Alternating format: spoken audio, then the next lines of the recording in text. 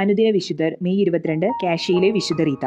വാർദ്ധക്യത്തിൽ ജനിച്ച ഏകപുത്രി റീത്തയെ മാതാപിതാക്കന്മാർ പോൾ ഫ്രെഡറിക്കിന് വിവാഹം കഴിച്ചു കൊടുത്തു. ഭർത്താവിന് റീത്തയുടെ ഭക്തിയൊന്നും ഇഷ്ടപ്പെട്ടില്ല. കുടിച്ചു മതോന്മത്തനായി വരുമ്പോൾ അവളെ അയാൾ കഠിനമായി ദ്രോഹിച്ചിരുന്നു. 2 ആൺകുട്ടികൾ അവർക്കുണ്ടായി.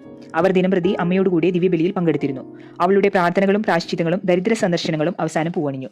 ഭർത്താവ് മാനസാന്തരപ്പെട്ടു. എന്നാൽ താമസിയാതെ ഒരു വനത്തിൽ വെച്ച് ആരും അയാളെ വധിച്ചു. ആ വർഷം തന്നെ 2 മക്കളും പിതൃഘാതകരോട് ക്ഷമിച്ചുകൊണ്ട് മരിച്ചു. കാഷ്യയിലെ അഗസ്തീനിയൻ മഠത്തിൽ ചേരാൻ അവൾ അനുമതി ചോദിച്ചു. 3 പ്രാവശ്യം അനുമതി നിഷേധിക്കപ്പെട്ടു. അവസാനം റീതയുടെ വാക്കുകൾ മഠാധിപർ സ്വീകരിച്ച് അവളെ മഠത്തിൽ ചേർത്തു. 1442 കർത്താവിന്റെ പീഡാനുഭവത്തെപ്പറ്റി ധ്യാനിച്ചുകൊണ്ടിരിക്കുമ്പോൾ മഠത്തിന്റെ ഭിത്തിയിലുണ്ടായിരുന്ന കർത്തൃരൂപത്തിലെ മുൾമുടിയിൽ നിന്ന് പ്രകാശം ചിന്തുന്ന കുറെ രശ്മികൾ അവളുടെ നെറ്റിയിൽ പതിച്ചു. ഒരു മുള്ള അവളുടെ നെറ്റിയിൽ പതിഞ്ഞു. ആ മുറിവ് ഉണങ്ങാത്തതിനാൽ അവളുടെ കൊച്ചുമുറിയിൽ 8 വർഷം ഏകാഗ്നിയായി താമസിച്ചു. 1450 വിശുദ്ധ വത്സരത്തിൽ സിയന്നായിലെ ബെർണാഡിന്റെ നാമകരണത്തിന് റീത്ത റോമിൽ പോകാൻ ആഗ്രഹിച്ചു. ഉടനടി വ്രണം സുഖപ്പെട്ടു. അസാധ്യ കാര്യങ്ങളുടെ മധ്യസ്ഥ എന്ന് വിളിക്കപ്പെടുന്ന വിശുദ്ധ റീത്തയെ 1900 മെയ് 24 ലിയോ 13 മാർപ്പാപ്പ വിശുദ്ധയായി പ്രഖ്യാപിച്ചു.